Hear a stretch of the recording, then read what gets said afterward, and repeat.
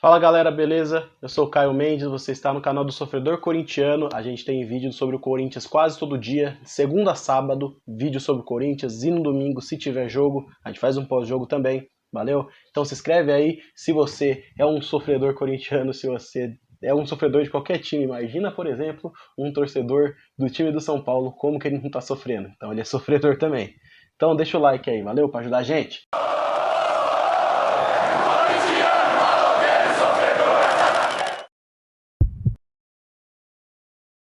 Bom, torcedor do Corinthians sabe do descaso que o clube tem com a base. Não só o clube, mas, por exemplo, essas diretorias passadas. A gente sabe o descaso que eles tratam a base, como eles acham que a base é um negócio que é agora, mas não deveria ser. A base do Corinthians é uma das mais vitoriosas, se não a base mais vitoriosa do Brasil, de todos os clubes. Não tem base que tenha mais título no Brasil do que a base do Corinthians, mas não é uma base que é usada para aproveitar atleta, não é uma base que revela atleta para o time principal e nem uma base que vende muito bem. Nossa última grande venda, e coincidentemente a maior venda da história do clube, foi o Pedrinho para o Benfica, por 18 milhões de euros. Para você ter uma ideia de como esse número é baixo para uma base que ganhou tanto, o Vini Júnior foi vendido para o Real Madrid na base, ele subiu para o time principal já vendido.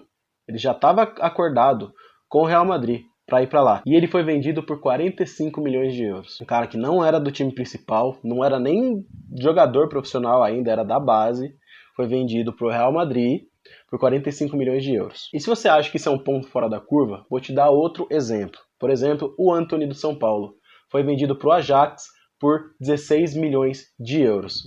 Aí você vai falar, porra, mas então o Pedrinho foi vendido melhor? Será mesmo? Olha a diferença do Antony pro Pedrinho. O Pedrinho, ele já era do time principal do Corinthians desde 2017, certo? Então ele foi campeão paulista, 3 vezes. Em 2017 ainda foi campeão brasileiro. E o Antony, ele é da base do São Paulo. E o São Paulo não ganha o título desde 2012. Então o que ele ganhou? Para ele ser vendido assim, ser equiparado, né? Não dá para entender.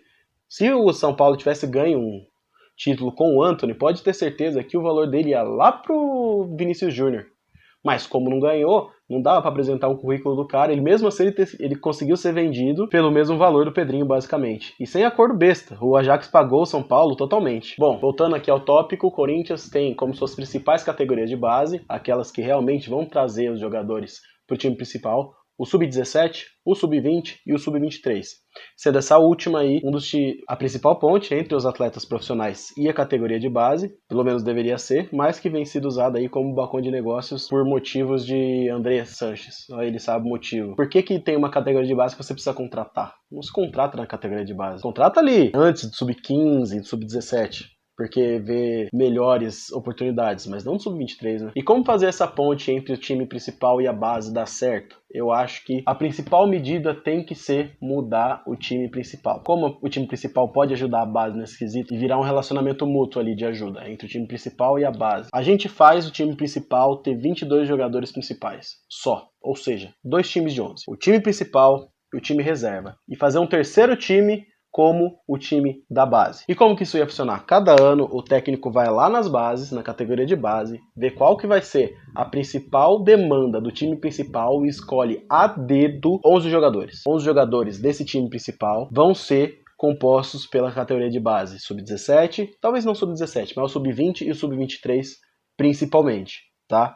E como que isso ia funcionar? Tem os 22 jogadores, e esses 11 jogadores, que seriam o terceiro time do Corinthians que vem da base, eles entram aos poucos. E se agradar, vai acabar subindo para o time principal como titular, ou reserva imediato. E aí, no outro ano, volta para a categoria de base, escolhe para substituir os jogadores que subiram a patamar diferente. Sendo assim, a base ela estaria sendo treinada para fornecer esses 11 jogadores para o time principal e não para ganhar título. Se você fornece esses jogadores e treina os jogadores para serem as armas do time principal, os títulos vão vir, porque eles vão ser treinados para um time que pretende ser vitorioso. Só que esse não pode ser o principal objetivo da base. A base é para formar atleta, não para ganhar título. A gente cansou de ver o time do Corinthians ganhar título na base e não subir atleta nenhum. Sabe qual é o único jogador que vem da base mesmo do Corinthians que é titular? Fagner, que nem veio da base. Ele saiu da base, estreou pelo Corinthians, mas foi brilhar em outros campos para depois voltar pro Corinthians e ser ídolo. E além do Fagner tem o Jô também, que saiu muito cedo